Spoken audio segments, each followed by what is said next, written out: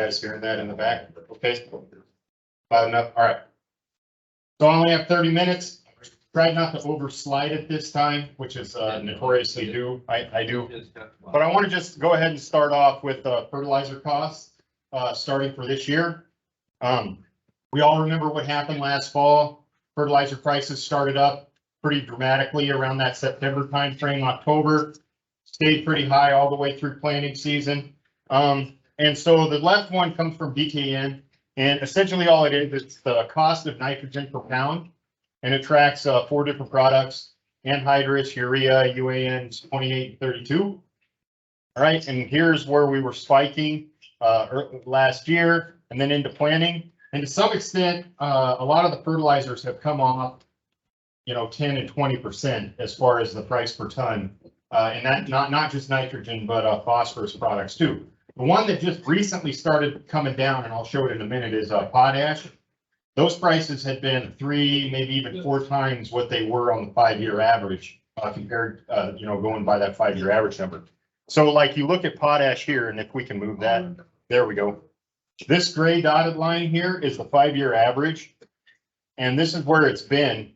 So the 5-year average for that's about $375 a ton, right around. Heading right now, this, and I just pulled these prices from last Friday, so these are current. It's over just around $800 a ton, so it's more than double, but the high was closer to $900 a ton. So this is the first time that that's come down. One of the things about potash, though, is it's one of the fertilizers we produce basically none of in the United States. All the rest of them we produce at least some of, except nitrogen we produce almost all of. But potash, we import most of it from Canada, like 75%. A lot of the rest of it came from the rest of the world, and with the conflicts in Ukraine, Belarus is a potash exporting country as well as Russia, moratoriums on them, and the fact that folks are not as willing to do business with them drives the price up. So the availability is there, but the price winds up sky high on it. So thankfully the supplies get there. So if we look at urea, the spike in urea prices last year happened around the April timeframe where it hit $1,100 a ton national. And I know we use a lot of urea, so that's a big one to track. And where it had started the year before, it was closer to $475 a ton. So from $475 a ton to over $1,100 a ton in a year. So more than doubling. It's come down from that peak.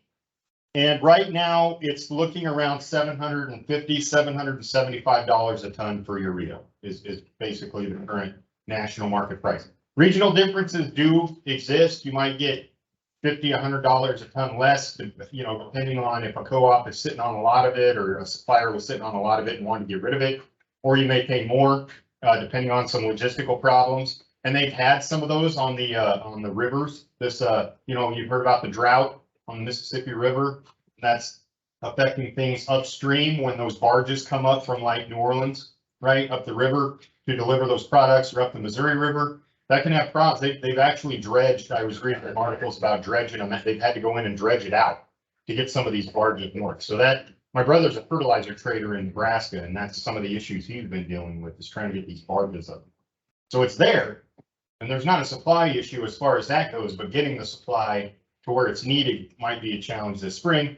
But we're getting a lot of snowfall in Nebraska and those other areas. Probably do a good job filling the rivers up. Hopefully this spring that alleviates some of that, and there's a nice melt and the rivers fill up and we're able to get barges up north a lot easier.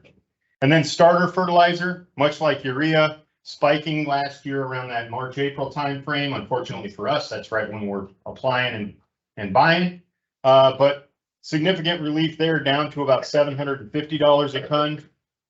But again, that 5-year average is below $500 a ton. So it's still around 50% higher than the 5-year average on starter, 1034.0. Phosphorus fertilizers, DAP and MAP, same story, spiking last spring, April and May, over $1,000 a ton for DAP, over $1,000 a ton for MAP. We're closer now to about $850, $875 a ton for both of those products, which again, the 5-year average on that's around $500 a ton, $475 to $500 a ton for DAP or MAP. And right now it's closer to $875 a ton. So not 100% like it was last year higher, but still 50, 60, 75% higher than the 5-year average. Okay, so the bottom line is, compared to a year ago, fertilizer prices are lower, considerably lower, 10, 15% or more in some of those cases. But compared to the 5-year average, still way, way higher than we're used to paying. To go back, but this isn't an unprecedented situation that we're kind of in here. If you go back and look at these prices, and I think that this chart, yeah, it shows it. Yeah, this is much higher, like for instance, in nitrogen than it was in 2012 and 2013. But you do some inflation adjustments and think about where things are. We've seen spikes like this before for different reason, right? A lot of this has to do with conflict and logistical problems coming out of COVID and phosphorus production in China, and a lot of things contributed to this situation. But before, it was natural gas prices were extremely high, and it used to be the nitrogen fertilizer. If you could you could kind of benchmark where anhydrous and therefore urea and all these other nitrogen products were going to be based on the price of natural gas. It is the most significant input in terms of producing nitrogen fertilizers is natural gas. That's about 83 to 85% of the production cost, roughly. That decoupled 12, 15 years ago. That relationship kind of fell apart. Not to the extent that if prices go up, fertilizer price will go up, but when it goes down, fertilizer price doesn't necessarily go down. And that's kind of the way that works. And a lot of that's because it's a globally traded product. How am I doing? Not bad. Got through fertilizer in 8 minutes. Oh, by the way, if there's any questions, there's not a presentation in here at the end of this. There is something else, but I'll be around for a little while after this is over at 9:30 to go ahead and answer any specific questions related to what I say or stuff that has nothing to do with this, but maybe I can answer it anyway. We'll see. Diesel prices. Again, last year when we were heading into spring planting, we were looking at off-road diesel prices approaching $5 in some cases a gallon, $4.50, $5 a gallon. National, not just off-road diesel, but other fuel products, gasoline, the tax diesel, and as well as the off-road has come up a lot. When I pulled this, it was for January 2nd out of Jamestown, and it was selling for $3.25 a gallon.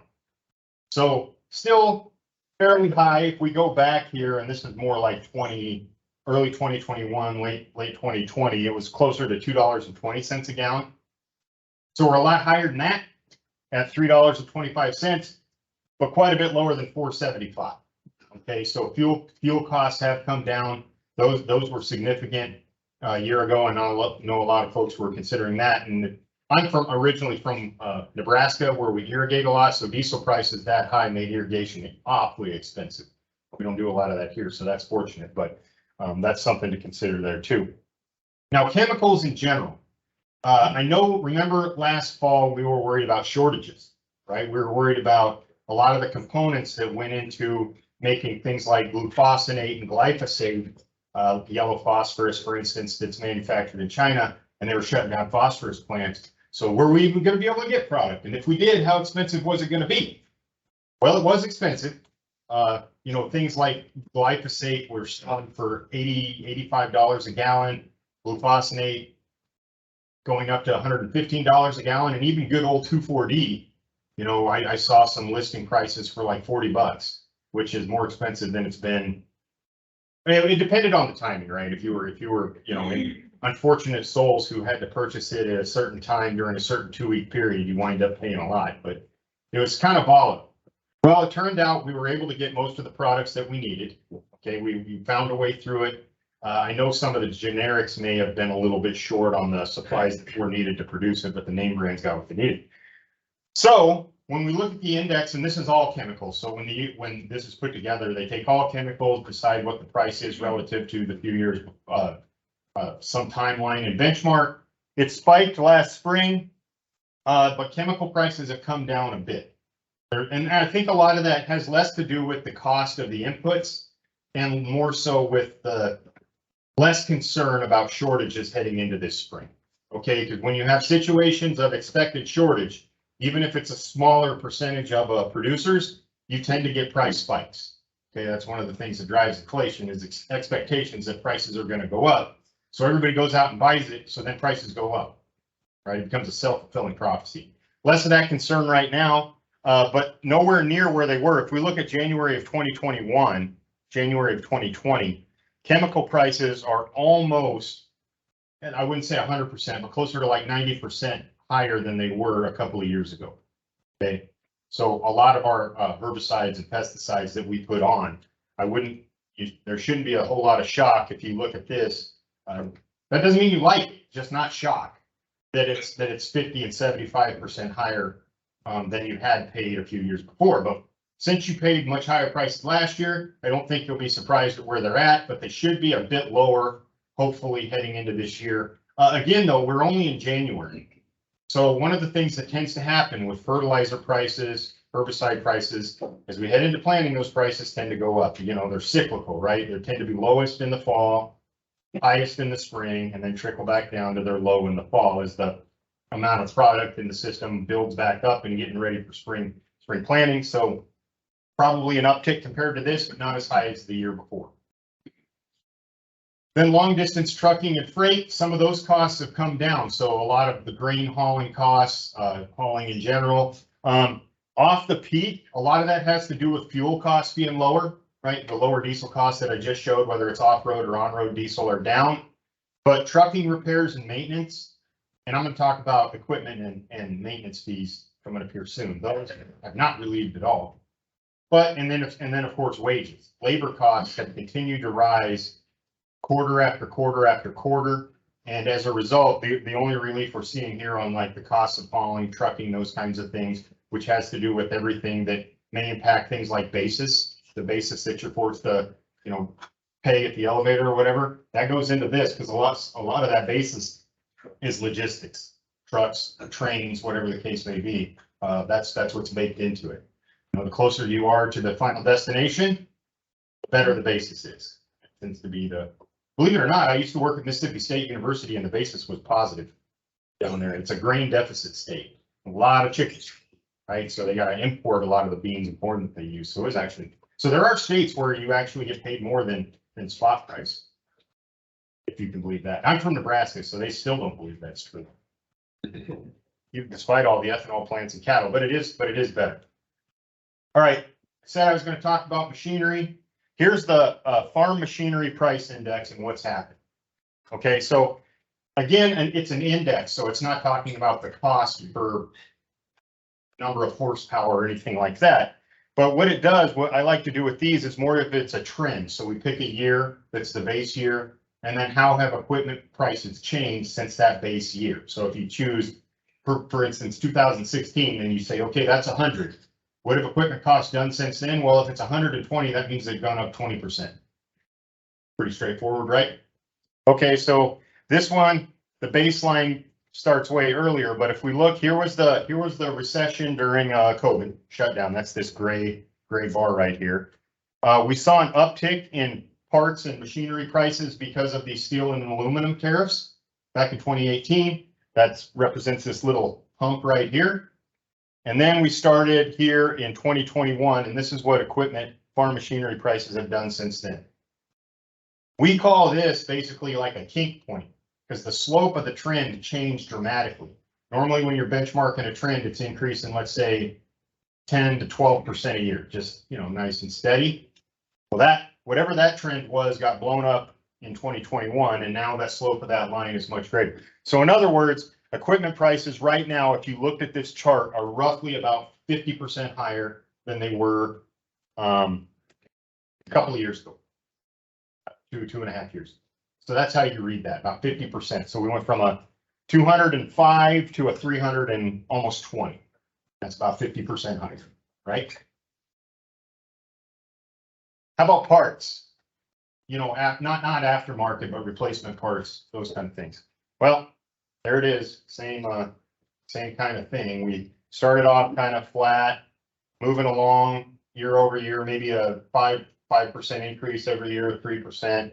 Then beginning of 2021, this happened.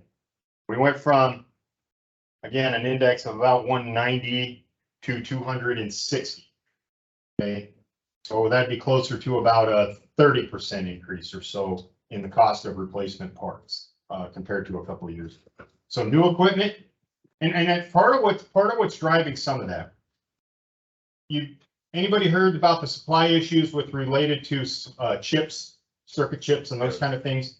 Okay, well, some of the equipment doesn't need that, right? It's just more mechanical. Okay, so then those parts tend to be a little bit easier to acquire and therefore cheaper. But parts requiring those chips, then of course, much more expensive. Supply issues regarding availability. So you see some parts being much lower, but then you see the new equipment being higher. And I talked to some guys last fall who were asking me about trading off equipment and whatever else, and they're buying new harvester equipment that they're picking up next July. I think the guy bought it in September and he won't get it till next summer. But that's kind of the situation that folks are finding themselves in with new equipment. And then what did that do to used equipment? Well, if I can't get new, I got to go look for used. And so that drives the price of used equipment up too, because at least it's operable and sitting there on the lot and not waiting for a circuit board to show up. And so then that drives the price of that up.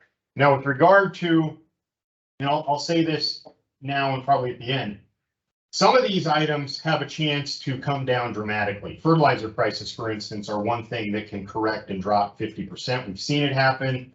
It's very plausible that does in fact happen. Some of these other things like chemical costs can come down considerably. New equipment tends not to do that, right? New equipment tends to, when we saw it go up dramatically in 2013, 12, and 11, it went up and stayed up. But used equipment, on the other hand, that value can be a lot more volatile, right? Because that's heavily driven by local demand. And then machinery attachments. These would be your pull type attachments, things like that. I just wanted to illustrate those prices as well. Same story, right? An index increase from here's 2018. We went from like a 200 to almost 300, so a 50% increase in the pull type attachments. So across the board, I haven't convinced you yet. Take my word for it. Equipment costs are higher. All right, and because of my job and what I tend to do, I can't do a talk without talking about land prices and rents. That's one of my areas I cover. 2022, North Dakota, according to USDA's numbers, saw a 14.1% increase in land prices. Okay, this is an average, right, which explains everything without explaining anything specifically at all, but it's good for benchmarking trends. We weren't the highest in the country. That honor belongs to the Central Plains, like Kansas, who saw like a 25% increase. I was a bit shocked seeing numbers that high, only because the margins were decent last year, the year before, but not actually better than they were in 2012, 2011, 2010. And yet it was the highest increase in land prices nationally in the last 20 years on a percentage basis. So the margins weren't as great as they've been, yet the land price jump was the highest it's ever been. I have some theories on why that's true, and a lot of it has to do with things like CFAP and MFP being paid out in cash, and therefore folks being able to turning that cash into a land purchase. But I can't really prove it yet. Pasture land values did the same thing. That was more of a sympathetic response to what cropland values did. Cattle prices were decent, but they weren't outstanding by any stretch. And a lot of times pasture land gets dragged up by what cropland values wind up doing. They're kind of tied together. Even despite the drought in North Dakota, we saw an increase in pasture land prices, but no change in rents. They stayed exactly the same. We had the drought, so if there's not available forage, it's awful hard to request somebody to pay higher rents when there's no forage out there. So they might go out and buy the land for a higher amount, expecting that in the years to come. But if I'm a tenant and I'm saying, well, wait a minute, you're hiking my rent, but I got to put 50% of the cattle out there I normally do. That's kind of what held that down. And cash rents, and this is what I was talking about, just real quick. Here's the biggest jump before last year on pasture land values, 10.3% from 2013 to 14. We all know what cattle prices did in 2014, $3 a pound fried calves in the fall. Well, last year was 11.5%. So the highest pasture land jump since before 2008, yet cattle prices weren't all that strong. they're decent. I'm not trying to make them sound terrible, but not $3 a pound, right? And then cropland values, as promised, from 2012 to 2013 was the largest percentage-wise jump, going back before 08 at 13.7%. Last year nationally was 14.2, and the margins were a lot better back here than they were here. So that's an interesting thing that took place there as far as the jump in land prices percentage-wise relative to the amount of income that land was generating. Lower yet high. And then cropland rents have been flat, and they were pretty flat last year. I think a lot of that had to do with reluctance when I talked to people about, we were looking at production costs being really high going into the year. Yes, we were coming off a pretty strong year in 21 with margins, because we started at 5-year average cost, but had a good commodity price for most of 2021. So most folks were able to make some money. But then we were staring down the barrel of these $1,000 a ton fertilizer prices, right? And equipment costs going up and folks not sure. So rents were reluctant to go up, but prices weren't. I think that this year we're going to see that rent go up. I think that after 1 year of having those higher prices now, because North Dakota was around 3% increase in rents, cash rents on cropland. I wouldn't be shocked if it's closer to double digits this year. And they kind of got, well, you get a jump like that in land price. I mean, how are you going to justify the purchase if you're not generating more revenue out of it? And I don't have time to go into it in this talk, but you start driving up interest rates, and I'm looking at rates of return versus a 6.5%, 7% perhaps interest rate, and my rate of return on farmland, the cap rate, rent versus value, is 2.5%. That's tough to reconcile in my mind. Why I would make an investment that yields 2.5% when I can get 7 when the interest rate's 7. You see what I mean? That now I know there's some capital gain that you can bake into that, but I'm making an awful big assumption that changes me from a producer looking to expand to a land speculator. I mean, that's what it essentially does. I mean, that's if I have to get a capital gain of 5.5% to reconcile the purchase that's generating 2.5% revenue, that's by definition speculation. I don't know if anyone thinks of it that way, but that's what it is. Okay, and just to show this, I didn't show all the maps. We put out every spring these maps on what North Dakota farmland values doing by region. So rather than show you all the maps, I just wanted to show you the regions. This is from last year. Oops, wrong button.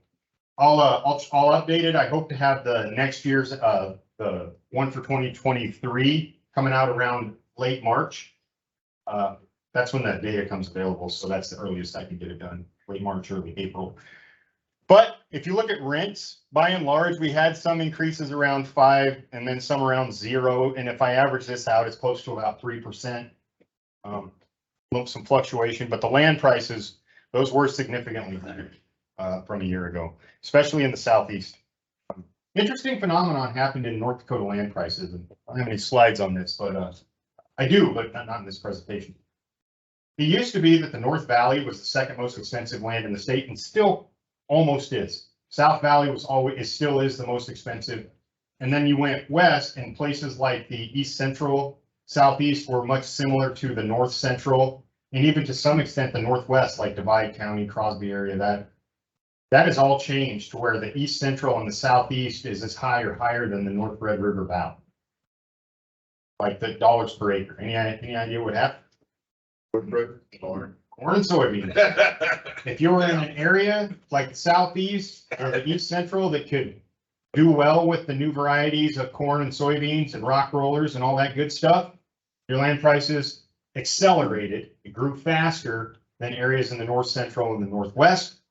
And because you were able to take advantage of the benefit of corn prices and soybean prices. Areas that could not, they pretty much followed similar the trend that they'd been on for a long time. So I just thought it was interesting when I researched that stuff that the North Valley, which used to be second place and it wasn't really close. It was the South Valley, then the North Valley, then a pretty big gap in everyone else. That gap's gone. But at least Walls County, we've seen some huge rises in good land. Oh, absolutely. Huge rises. Yeah, and some of those isolated ones, it's hard when I hear stories about that, because how isolated are they, right? You always hear about the big, 15,000. exactly, or you hear about the one in Iowa, the bidding war between a hog operation and a dairy who paid $20,000 an acre. Really didn't care what they paid, they just need a place to dump the manure. And then a lot of times when I'm looking at some of these, I throw those completely out, because we actually had that happen in our family. We bought a pasture parcel that was between two sections that we already had. We pretty much overpaid by 50% at least. And it had two reasons. My grandfather hated the other guy and had for like 40 years. You know, that hatred died with him. I mean, it went all the way to the grave. And then the other thing was, it was more valuable to our operation than anyone else's, because it was between two sections we already grazed cattle on, so you just open the gate. And so you get those situations, but that doesn't necessarily reflect everyone else in the market to pay that. Obviously they didn't, because we got it. So anyway, that's how it kind of works. So let's talk about interest rates real quick as we start wrapping this up. Like I said, I only got 30 minutes, so I got to go quick. The Federal Reserve increased rates 1, 2, 3, 4, 5, 6, 7, 8 times in 2022. Went from 0.25% up to closing out the year at 4.5%. Some increases were 75% down to 50 or 75%, 0.75%, 75 basis points, or 50 basis points and 0.5%, which is what they did in December. Okay, so that increased it from 0 to 0.25 up to 4.25 to 4.5. Okay, now currently, and a lot of that came from the inflationary data that was coming out. We remember it was over 8% several months in a row, forcing the Fed or prompting the Fed to keep hiking rates at a relatively aggressive pace. It wasn't like the 80s where they were doing 3% over a weekend conference call, but the most aggressive, at least since that time, by far. And things have started to level off at the very least, or started to come down some. So a lot of folks are thinking that the pace, not that they're not going to increase rates in the future, but the pace of increase is slowing down.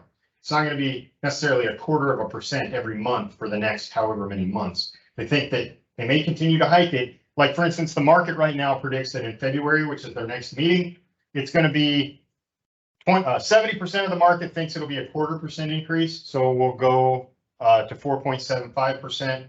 30% of the market thinks it'll be 50 basis points, or 0.5% increase, going from 4.5 to 5%. What the inflationary numbers coming out of December and January will dictate which one of those it turns out to be. And that number, these expectations will change based on those numbers, but that's the best we got right now.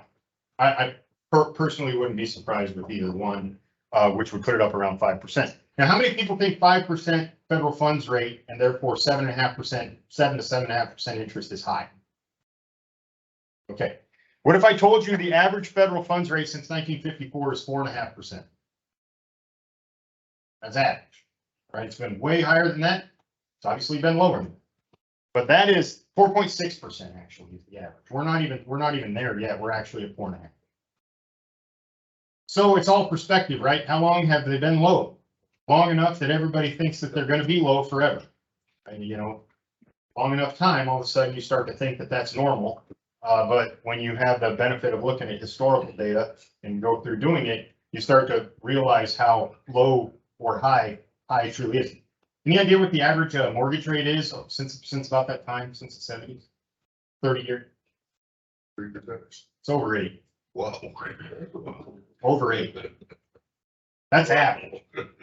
Not high, not low average. Well, I mean, you had those periods in the 80s, 10, 15% was the norm, and that lasted for decades, so that brings that average up a little bit. But even then, I remember, in the 90s, 10, 9, 8, 9, 10% was pretty typical. And we didn't consider that high by any stretch, right? So something to think about there. And I just showed, here's what and I use this as a proxy. So like on ag loans, they might be about 0.5% lower a lot of times than some of these 30-year marks. But it's much easier to get data on this because it's more up to the minute with what interest rates are doing versus me going in trying to find out what operating loans are being offered in July or January, because that could change. And I think operating notes right now are being offered are what, around 6. 5.5 to 6 is what I've kind of seen heading into this year. So about 1% lower. Interest rates spiked around November, around 7%. They come off 0.5% to 6.5 on the 30 years. So you take an operating loan, take that percent off that, and that's probably what would be offered. So 5.5, 6-ish. I wouldn't be shocked if it's closer to 6.5 by spring, depending on the Fed's actions and another hike here and there. Part of this is speculative though too. If people expect interest rates to go up because of the Fed's actions and they're going to be aggressive, then they go up. A lot of these become self-fulfilling prophecy. If people think they're going to start tapering off of this increase in the federal funds rate, we'll see them come down. Even though the federal funds rate did go up, the expectation was they're not going to go up as fast, so they come down. That makes sense, right? It's like a stock. We all in this room expect a stock price to go up, and we all go out and buy it. Guess what happens? It goes up. We all expect it to tank, and so we all sell what we have, and certainly don't buy what's on the market. It does tank. Right? Some of this is self-fulfilling. So here's a table with really hard to read font and really small that I didn't anticipate being this bad when I made it last night. But the lines in red represent increases in those costs, and the rows in yellow represent decreases. Those costs decreased, are expected to decrease from last year to this year. So for instance, on corn for 2023, seed costs, a bit of an increase. Fertilizer down some, chemicals down a bit, fuel, lube, and electricity. I showed you fuel, that's down fairly significantly with respect to like corn. Capital recovery, not equipment, but the capital recovery of equipment down as well. But other costs expected to go up. Seed costs, custom hire and operations, a lot of that labor. Repairs, just showed you that, repairs and machinery. Those trends tend to be going upwards. Labor costs, and then general farm overhead, a lot of that being energy and cost of repairs and whatever else. And it's pretty much true across the board. So I only pulled major crops, US's major crops, because it's from USDA. So corn, soybeans, wheat, and this has oats and barley. I deleted cotton and rice. We don't grow a lot of that up here. But so by and large, though, corn costs of production are expected to decline next year, as well as soybean.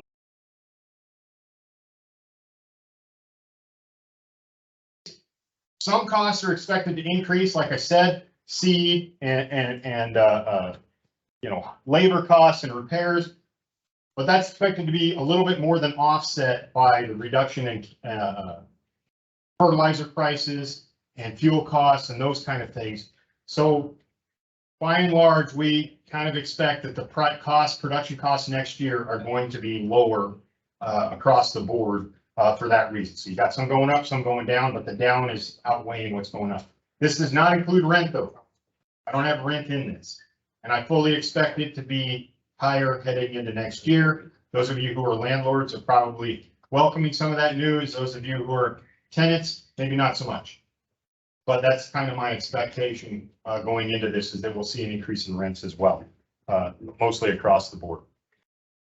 Oh man, I'm like 4 minutes over. So final comments, production costs, some of which not likely to decline much into 2023. Fertilizer coming off the record highs, chemical costs declining slightly, machinery costs increasing, and then seed costs set to increase as well. And then the return of interest rates being a factor. That was one factor last spring that wasn't, right? And since I've been doing this, we didn't really talk about it because they were basically rounding error on somebody's production budget.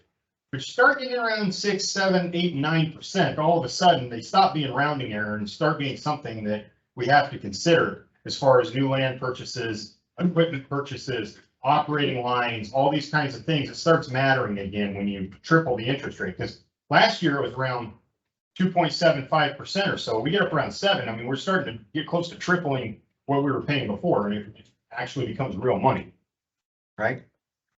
Land values and rents. Land values, I think they're going to increase. I was short, down and dirty on land prices, but I think they're going to increase, but I don't think we're going to see 14%. I think we saw that big spike. There'll probably be some more pulled up as well. But I just don't, I think a lot of the cash that was out there got spent. I know there's still some sitting out there, so there'll probably be some purchases made. But 14%, I'd be awful shocked if that happened again. But rent's got to play catch up a little bit. I justify some of the rates being paid and everything else. Because that cap rate thing I was talking about before, and I don't have time to go into it I don't think it can stay and in fact, with land prices going up 14%, and rent's only 3%, it got worse, right? Because the land price goes up faster. It's just a simple ratio. It's going to have to catch up somehow. There's only 2 ways to do it. Simple ratio. We either land price down or the rental rate up. It's really not that complicated. So, if you want to get your cap rate from 3 to 6%, you can do one of 2 things. You can either cut land price in half or increase the rent by double. Right? Good old 6th grade algebra.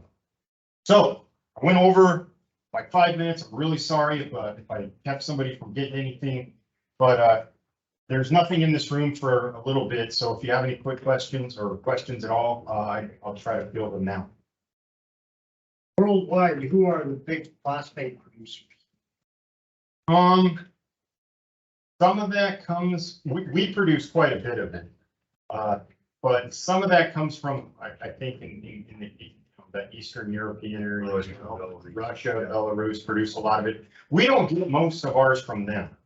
Okay, we get most of ours from other sources. But the problem that you have with those, and the same thing's true on the potash side, they're a major world supplier. And so let's say you put some kind of moratorium on them that they can't export or whatever, the European countries aren't buying. Well, it drives the price up. And so the South Americans may still wind up getting it from them, but it drives that world price up that we're subject to paying.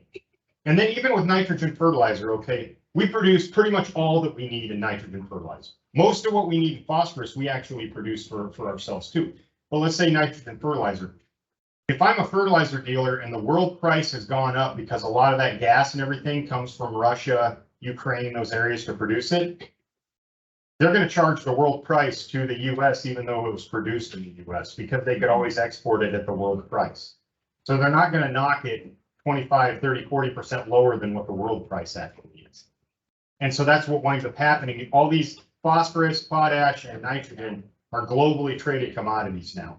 They can be exchanged freely. So that's why the other reason why that decoupling from the natural gas thing on nitrogen I talked about happened. Once it became such a globally traded commodity, no longer, natural gas prices in the US cratered, so we're going to drop fertilizer prices by 50% to move product. No, they'll just ship it overseas. And so it's created a new market and outlet for it, which basically stabilizes and sits us at the world price. Prices probably for now, and we're starting to see it kind of flat. You see it continue to soften. I don't think we're going to soften a whole lot through the spring, right? Typically, it's getting to this time of year and rolling forward 6-8 weeks, where if you look at it cyclically, and this is a little bit tough because I'm doing a little bit of crystal ball stuff here because a big conflict in the Eastern Europe is not a typical market situation. But if we're going by historically what happens, we see a little bit of a ramp up in the spring. I think we may see some of that too, just based on depending on these logistical issues that we're facing on the rivers getting barges north. But I do think that they're going to continue to soften as we move past planting over into the next few years. I think there's going to be a softening. I was talking with folks last spring who mostly dealers, co-ops and so forth, who are really worried the bottom was going to fall out. Because, I mean, as high as they were, we don't want co-ops going broke because they bought it at $1,000 a ton and now it's only worth $500 and now they're in very bad situation. So they were doing some things to try to make sure that I don't think that's going to happen. I don't think we're going to see this whack 15% off every month after planting comes. It'll be a decline. It'll be more soft, slower as things settle out. And the other thing is, I guess part of it is how fast do you think the situation in Ukraine and Russia is going to resolve to where folks aren't so worried about it? I don't know that. That's a question you got to ask yourself with this too. Any other questions? Good stuff. How can the new equipment market sustain itself? How? Well, that's a great question. So when it comes to a lot of these products, manufacturers are not going to drop prices until they absolutely have to. Not for any other reason. So whether it's fertilizer, and the reason it will drop is because it's a usable commodity that you've got to continually produce, et cetera. So it does tend to balance out. The used prices, what really happened with those, they never got higher than new, is for the most part. It's just that the gap closed, and that gap can widen. Now with new equipment, as soon as they catch up, right, with the manufacturer of it, I don't think companies are fairly smart. They're not going to create a fleet of mothballed combines sitting there that nobody wants. And right now there's a backlog of a lot of what's actually even been purchased. I mean, they're behind on delivering, products or pieces of equipment to people who've already paid for them. So once they clear some of that backlog, they're not just going to keep manufacturing kicked up into high gear. They'll start pumping the brakes on it and probably keep some of that equipment cost supported. And the thing is, the logic that maybe some have is if you've been able to afford it, you'll continue to be able to afford it. And so it stays where it is, right? The only thing that would do that, the only thing that would drive it down is if enough people just said, we're not paying that for new equipment. We're just going to keep fixing the old or sticking with the used stuff. Well, it'll drive used prices up. There'll be somewhat of a shortage on that, and then you'll wind up buying new anyway. So some of those have, now if they did, manufacture too much equipment and kept it in high gear and started building new factories to make it such that, the lots were full up and they couldn't get rid of the stuff that they had, that could create some of that, but I don't think that's going to happen. As soon as they get the backlog cleared, they'll just go back to business as usual.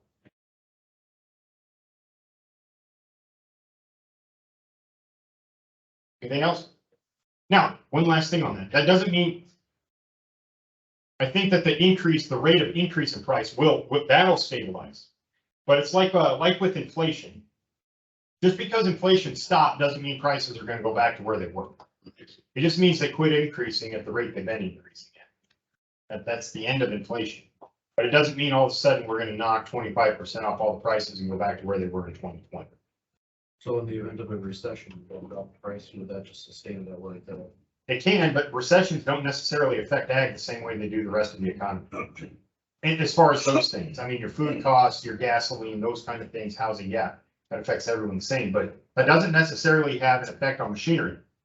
2008 and 9 was a big recession, big one. Did not decline machinery prices at all. In fact, the ag economy was doing fairly well back in those days. So, yes, a recession can have an impact on some things, but the ag economy can kind of behave a little bit separate from what's going on in some of them, not all of the macro. The interest rate stuff matters, the costs of fuels, the costs of energy, all that other stuff. Yeah, that impacts ag as well. But with respect to like machinery and even land prices and stuff, some of that's somewhat independent and more beholden to other variables.